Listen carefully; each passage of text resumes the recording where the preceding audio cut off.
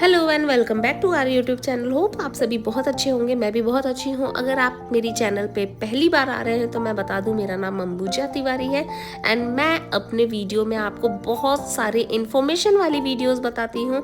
तो चलिए, आज की वीडियो में मैं आपको बताने वाली हूँ एक बहुत ही प्यारा सा सॉफ्ट सा ब्राइडल मेकअप। जो मेरे चैनल पे नए हैं, मैं उन्हें बता दूं, मैं अपने चैनल पे रियल ब्राइड पे मेकअप बताती हूँ। मैं कोई भी मॉडल पे मेकअप नहीं बताती एंड जो रियल फेस होता है, रियल टास्क होता है, मैं उन सब चीज़ों के बारे में बताती हूँ कि आपको क्या क्या चीज़ें फेस करनी पड़ सकती है एक ब्राइड को रेडी करने में एंड आपको क्या क्या प्रॉब्लम आ सकती है। तो दोस्तों, बिना टाइम वेस्ट किए स्टार्ट करते हैं। एंड सबसे पहली बात मुझे ये भी बतानी है कि थोड़ा सा मेरा गला खराब है, तो प्लीज उसे अवॉइड करिएगा, क्योंकि मैं पिछले 10 दिन से कोई भी वॉइस ओवर नहीं कर पाई हूँ क्योंकि मेरा गला खराब था एंड अभी भी वो खराब है। तो मैं गले का ठीक होने का वेट नहीं कर पाई क्योंकि मेरी वीडियो डिले हो रही थी। तो जैसा कि आपने देखा है, हमने स्किन में प्रिपरेशन कर दी थी, स्टोव क्रीम लगा दी थी एंड अब हम कर रहे हैं ऑरेंज करेक्शन।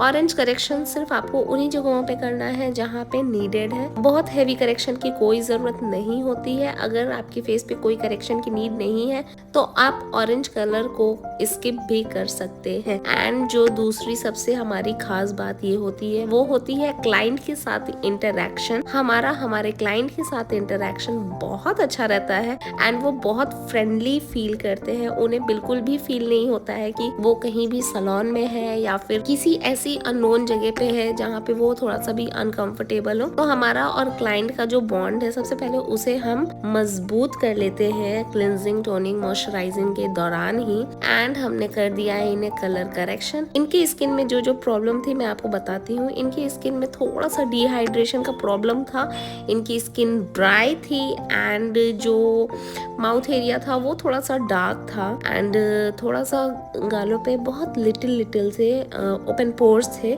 तो हमने करेक्शन के बाद अब डायरेक्ट लगा दिया है फाउंडेशन। फाउंडेशन हमने एकदम सेम टोन मैच किया है एंड उसको हम पूरे फेस पे लगा रहे हैं ब्रश के हेल्प से। अगर बात की जाए फाउंडेशन की ब्लेंडिंग की, तो वो आप किसी भी टूल से लगा सकते हैं, चाहे वो आपका ब्यूटी ब्लेंडर हो या फिर आपका ब्रश हो या फिर कई लोग फिंगर से भी लगाना प्रीफर करते हैं। तो आप जिसमें कंफर्टेबल हो आप उससे लगा सकते हैं। बट जो ब्यूटी ब्लेंडर से आप अपने फाउंडेशन को ब्लेंड करते हैं, बस ध्यान ये रखना है कि आप अपने फाउंडेशन को ओवर ब्लेंडिंग मत कर दीजिए, क्योंकि ओवर ब्लेंडिंग से ही क्या होता है, आपके फेस में एक केकी लुक एंड एक जो ब्लैक स्पॉट, ये सब जो प्रॉब्लम आती है ये उसी की वजह से आती है, ओवर ब्लेंडिंग के वजह से।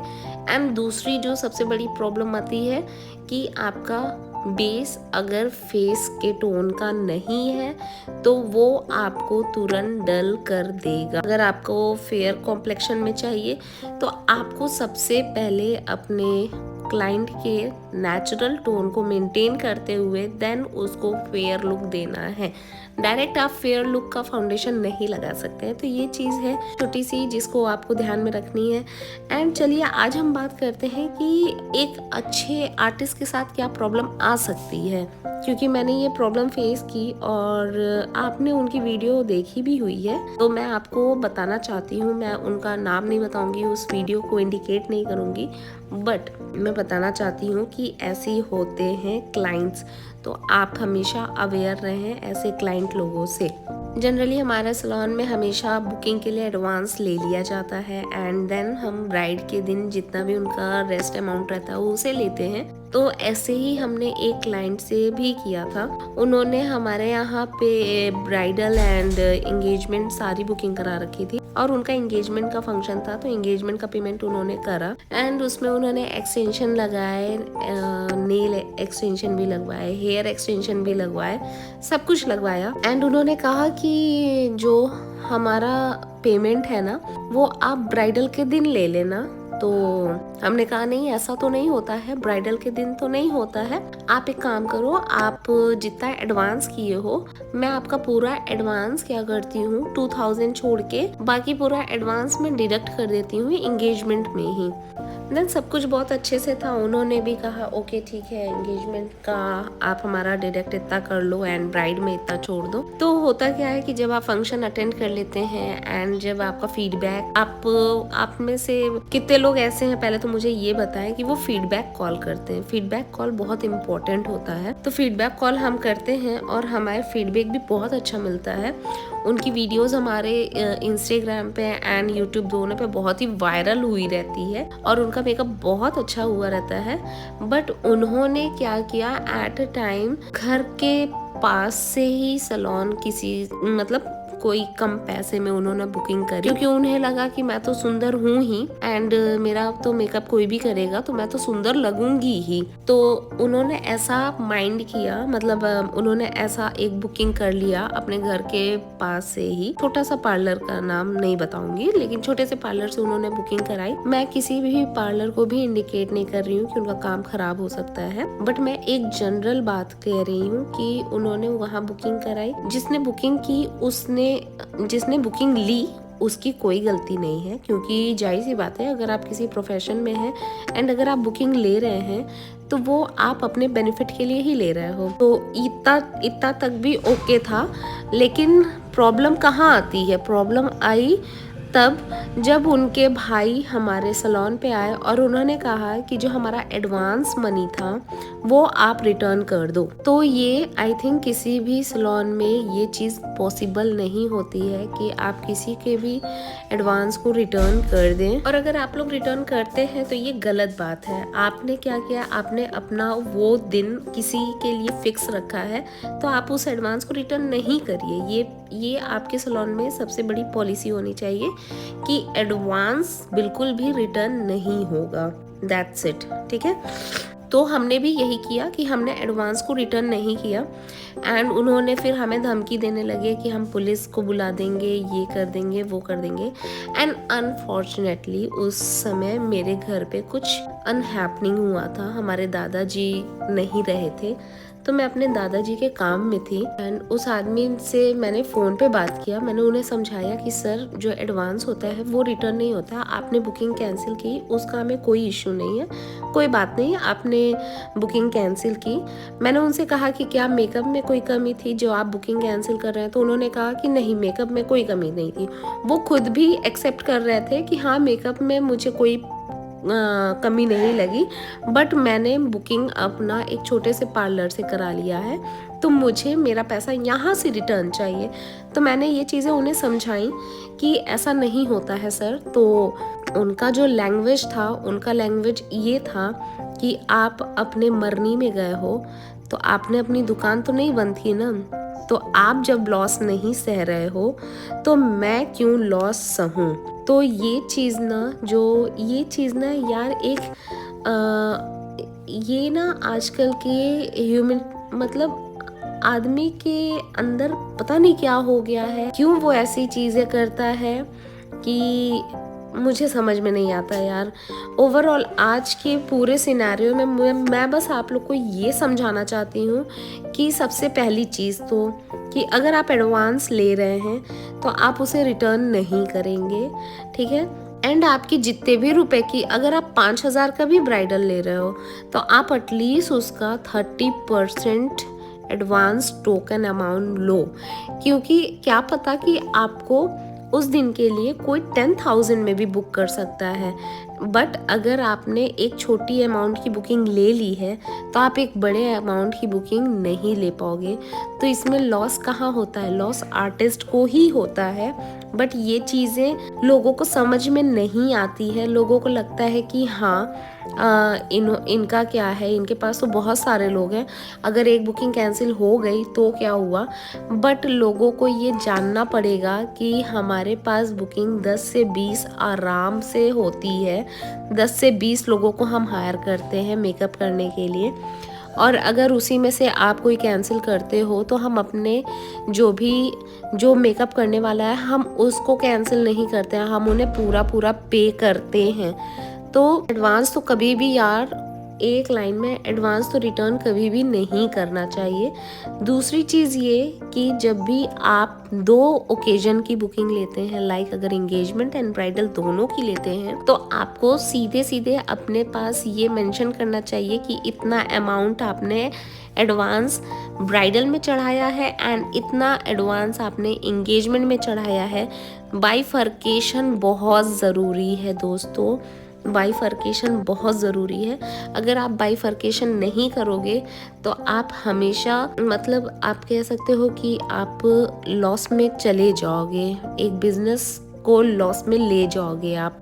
ये मेरी एक लाइफ इंसिडेंट थी जो मैंने आपसे शेयर किया है, और आई थिंक सबके साथ ये सब चीज़ें होती हैं, बट आदमी क्या होता है दूसरे से सीखता है। तो मैंने सोचा कि मैं आपको बताऊं, हो सकता है कि मेरी वीडियो से आपको मेकअप के साथ साथ थोड़ी बहुत लाइफ एक्सपीरियंस भी मिल जाएगी और आप अपने बिजनेस को इन्हेंस करेंगे। क्योंकि जो आदमी रेगुलर थोड़ा करके सीखता है तो वो चीज़ें सुन के भी और ज़्यादा सीखता है। लाइफ में बहुत सारे अप एंड डाउन आएंगे, और सबसे बड़ी चीज़ ये, अगर आप लेडी हैं, मतलब कि अगर आप एक लड़की या फिर एक महिला होके अपने सैलून को रन कर रहे हैं, तो उस केस में थोड़ी सी प्रॉब्लम और बढ़ जाती है। क्योंकि लोगों को लगता है ना कि यार लड़की है, इसको चिल्ला दो तो ये डर जाएगी। तो ऐसा ना अपने आप को, अगर आप एक किसी फील्ड में उतार रहे हो ना, तो आप अपने आप को ये बिल्कुल भी जज करके मत उतारना कि आप एक लड़की। अगर आपने ये सोच लिया कि मैं एक लड़की हूँ, मैं किसी के सामने कैसे बोल सकूँगी, नहीं बोलूँगी, तो भाई आप बिज़नेस करने की मत सोचना। फिर आप बिज़नेस छोड़ो, आप नौकरी करो। तो अगर आपको बिज़नेस करना है तो आपको बोल्ड होना ही पड़ेगा, ठीक है। और सबसे बड़ी चीज़ ये कि अपने डिसीजन आपको लेने आने चाहिए। ऐसा नहीं कि कुछ भी प्रॉब्लम आ गया तो घर पे पूछते हैं कि अरे क्या करें, ऐसा प्रॉब्लम आ गया है, दोस्तों से पूछ रहे हैं कि ऐसा प्रॉब्लम आ गया है क्या करें। नहीं, आपको खुद ही सेल्फ डिपेंडेंट होना पड़ेगा। आपका अपना विल पावर इतना मजबूत होना चाहिए कि आपको अगर कभी अचानक कोई प्रॉब्लम आ जाए तो आप उसके लिए अकेले खड़े हो पाएँ, अकेले आप सोच सकें कि हाँ मुझे ये करना है, मैंने अगर ये डिसीजन लिया है तो इसके क्या नुकसान है, क्या प्रॉफिट है, ये सब कुछ आपको सोचना सिर्फ आपको रहे, किसी और से पूछने की ज़रूरत ना पड़े। और सबसे बड़ी बात ये होती है ना कि जब भी आप एक वुमेन ओन्ड सैलून या कुछ भी बिज़नेस करते हैं, तो वहाँ पे ना आपको ये चीज़ें फेस करने को बहुत मिलती है कि लड़के लोग आके ना आपको ऐसे टॉर्चर करते हैं कि ऐसा है, ये काम कर दो वरना फिर मैं देख लूँगा। भाई तुम देखो मत, ठीक है। तो ये नॉर्मली यूपी की लैंग्वेज होती है, और यहाँ पे सबको ना तुमको मैं देख लूँगा, बाहर देख लूँगा, ये कर लूँगा, वो कर लूँगा, ये बहुत नॉर्मल बात है, ठीक है। और अगर कोई ये आपको डील करता ना यार तुमको मैं देख लूँगा, तो फिर आप कहो कि ठीक है देखो, तुम वहाँ क्यों देखोगे, तो मुझे यहीं देख लो ना, इतना खूबसूरत चेहरा भगवान ने दिया है तो यहीं देख के ख़त्म करो यार, बाद में देखने की क्या ज़रूरत है। एंड ना आप जितना डरोगे, ये हमेशा याद रखना कि आप जितना भी डरोगे उतना ज़्यादा आपको डराया। मैं अपने सैलून लाइन में 10 साल से हूँ, और स्टार्टिंग में नो डाउट मैं बहुत डरती थी। और अगर कोई भी आके ना अगर एक लाइन बोल देता था कि तुम ऐसा कर दो, नहीं तो फिर मैं ये कर दूंगा, वो कर दूंगा, तो मैं बहुत ज़्यादा डर जाती थी। मतलब मैं इतना डर जाती थी कि मैं अपने घर वालों को बोल देती थी कि यार मैं 2 दिन सैलून नहीं जाऊंगी, मैं नहीं तो वो ऐसा हो जाएगा, वैसा हो जाएगा।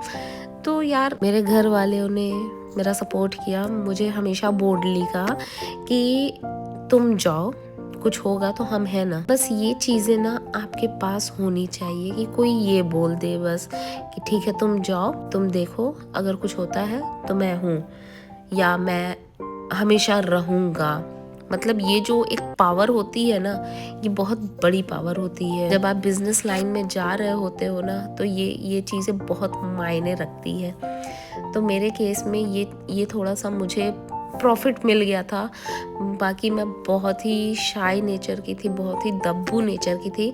बट आज के डेट में अगर कोई मुझे कहता है कि मैं देख लूँगा, तो मैं डायरेक्ट उससे यही कहती हूँ, भाई मुझे यहीं पे देखो, नहीं तो मैं अगर देखूँगी ना तो तुम्हारी भी चीज़ें गड़बड़ हो जाएंगी। तो आप बिजनेस करने निकले हो, आप प्रॉफिट कमाने निकले हो, आप दुश्मन कमाने नहीं निकले हो, आप प्रॉफिट कमाओ।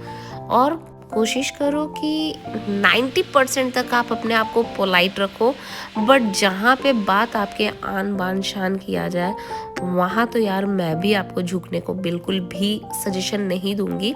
लेकिन हाँ, जब तक आपको ये चीज़ फील ना हो कि ठीक है अभी सामने वाला बोल रहा है, बोल के चला जाएगा, तो उस पर रिएक्ट मत करो। लेकिन अगर कोई बार बार आपको पोक कर रहा है तो आप उसका भी जवाब मत दो। लेकिन अगर कोई आपके सेल्फ रिस्पेक्ट या फिर आपके रिस्पेक्ट पे या फिर आप पे कोई बात आ जा रही है ना, तो वहाँ पे दोस्त आप चुप भी मत रहो। आपको वहाँ चुप रहने की ज़रूरत बिल्कुल भी नहीं है। और हमेशा अपना हथियार रेडी रखा करो। तो लेडीज़ लोग को पता ही है कि उनका हथियार क्या होता है, ठीक है। तो हमेशा अपने साथ वो रखो। तो आज का लेसन मैंने आपको बता दिया है किस टॉपिक पे था। एंड बातों बातों में ही हमारा ब्यूटीफुल सा मेकअप हो भी गया। फिक्सर के साथ हमने कर दिया है इसको प्रॉपर डन। एंड बहुत सारे ब्राइड्स होते हैं या फिर बहुत सारे मेकअप ऐसे होते हैं जो जिन्हें मेकअप तो बहुत अच्छा लगता है, बट जो उनके साइडर वाले होते हैं ना, जो उनकी बहनें होती हैं, चाची होती हैं, मौसी होती हैं, वो लोग कमेंट करने बहुत तेज आते हैं कि ये चमक रहा है, ये थोड़ा सा और दब रहा है, ये काला काला दिख रहा है। तो आप ना अपने काम का ऑब्जर्वेशन खुद करो, किसी और से ऑब्जर्वेशन लेने की ज़रूरत नहीं है। क्योंकि मेकअप आर्टिस्ट आप हो, बगल वाला मेकअप आर्टिस्ट नहीं है। हाँ, अगर उसको फिनिशिंग में कोई कमी दिखे तो उसको बोलने दो, बट आप अपने काम को खुद देखो एंड देन आप किसी थर्ड पार्टी को कहो कि अब आप देख लो।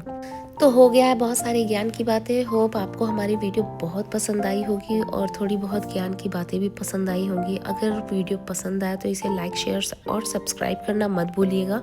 मैं आपको हमेशा ही एक ऐसे लाइफ अपडेटिंग स्टोरी के साथ हमेशा वीडियो लेकर आऊँगी एंड बहुत ही ब्यूटीफुल सा मेकअप भी लेकर आऊँगी। नेक्स्ट वीडियो जो हमारी बनेगी वो रहेगी कि एक मेकअप आर्टिस्ट को यूट्यूब से कैसे पैसे अर्न कर सकता है। तो ये वीडियो भी अगर आप नहीं देखे हैं तो आप फटाफट जाएं और इस वीडियो को भी देख लें। मैं इस पे एक बहुत ही प्यारा सा वीडियो बना रखी हूँ, आप उसे देखें। और आप अपना सेकेंड अर्निंग सोर्स अपने यूट्यूब से कर सकते हैं, जो कि बहुत ही समय मतलब तगड़ा चल रहा है। अगर आपको कुछ भी नहीं करना है, आप सिंपल यूट्यूब से ही यार वीडियो बना के और बहुत सारे पैसे कमा सकते हो। एंड ये हमारी ब्राइड हो चुकी है फुल ऑन रेडी एंड इनका जो भी प्रॉब्लम था सब ख़त्म हो चुका है। और अब धीरे धीरे हम मैम को आईज़ ओपन करवा के एंड उन्हें दिखवाएंगे कि उन्हें कैसा फील हुआ। तो आप देख सकते हैं एंड स्माइल आ चुकी है, इट मीन्स उन्हें अंदर से फीलिंग अच्छी आ गई है। तो चलिए अब इनका आईज़ ओपन करवाते हैं और इनसे इनका रिव्यू खुद ही लेते हैं। Bye bye. बाकी वीडियो को लाइक, शेयर और सब्सक्राइब करना बिल्कुल मत भूलिएगा। बाय।